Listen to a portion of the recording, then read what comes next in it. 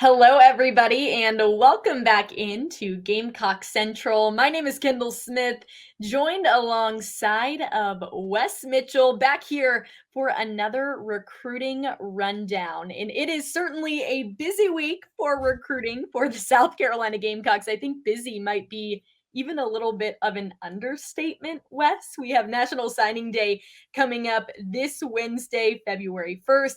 South Carolina just got done with a big visit this past weekend from the number one player in the class of 2025. And as we all know, it is Nyck Harbor week. I think we've already had like 4 Nyck Harbor weeks throughout the span of his recruitment, but this is the Nyck Harbor week, in all capitals THE, because he is announcing where he will be attending college this Wednesday, National Signing Day. Wes, we got to start off the recruiting rundown with the obvious question. Where does South Carolina stand right now with Nyck 2 days ahead of his recruitment? Yeah, it's interesting, Kendall. You've got this one big final piece to the puzzle for South Carolina, and we're used to February being like the big signing day, back in the day. Now it really gets whittled down to there's maybe one or two guys left. It just so happens in this case for South Carolina, their final target is one of the best prospects in the entire country and one of the best athletes overall that we've ever covered. It is extremely interesting as well that most of the time, Kendall, we have an idea, maybe even if there's a public top 4, top 5, behind the scenes, there's like, maybe a top 2, maybe a top 3 where you can say it's kind of been whittled down to these schools. As we sit here, it's like 3 p.m., as you said, Monday afternoon. I think all 4 of those schools, when I say all 4, I'm talking South Carolina, Oregon, Maryland, Michigan. I think they're all in it. Like, I really do. I think you can make a case for all 4 schools. I think all 4 schools feel relatively confident about where they stand. I think there could be some jockeying for position in these final 48 hours.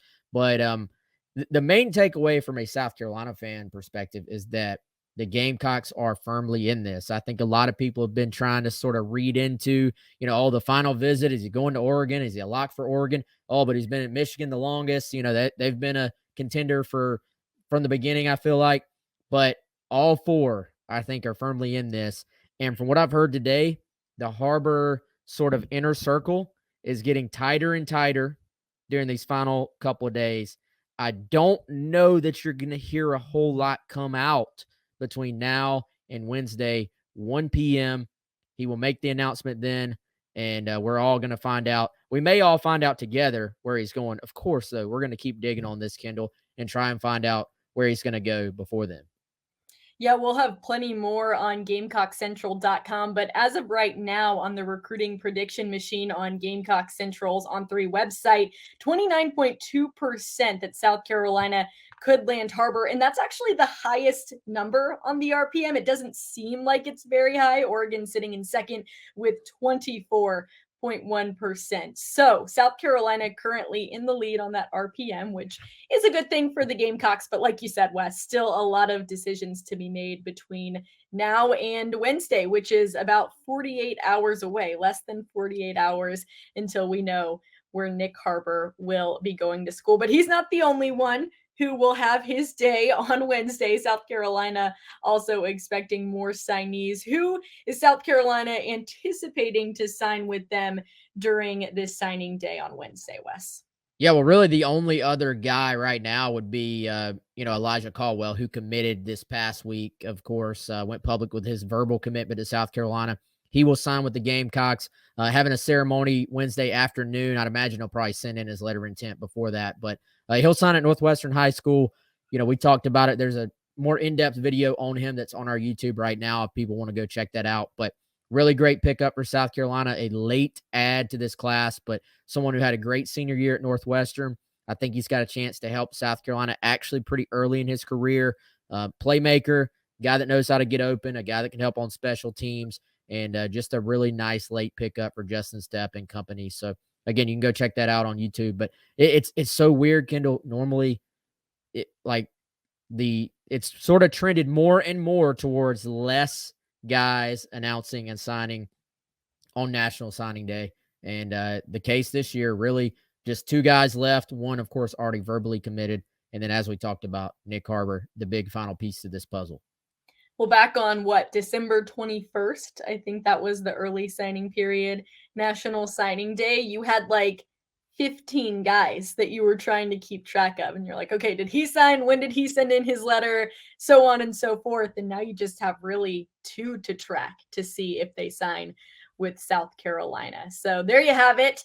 Now, speaking of big time players that could be coming to play for South Carolina, this seems a little bit further out because we are talking about a player who's in the class of 2025. But if you think about it, it's 2023, which is very bizarre to say. So South Carolina fully immersed in recruiting these 2025 players. And Elijah Griffin is currently the #1 player in the class, according to the On3 consensus. He's a defensive lineman out of Savannah, Georgia. He came to South Carolina, Wes, this past weekend. Do you have any insight on how his visit with the Gamecocks went? Yeah, I can tell you this. He's visited South Carolina previously, and getting him back on campus is a big move for South Carolina. He is intrigued. He is interested. Visit went well.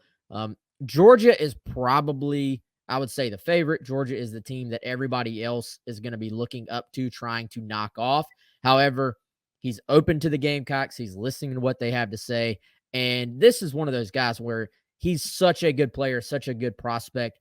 Even if you know Georgia is in the lead, even if you know Georgia is going to be tough to beat, you still go after him. He's that good. You turn on the film, you instantly see why he is the #1 player in the country for that class. I know it is a long way to go, but great player, great athlete, big-time playmaker, gets in the backfield with ease at the high school level. And we talked about this with Michael Smith, the tight end from Savannah.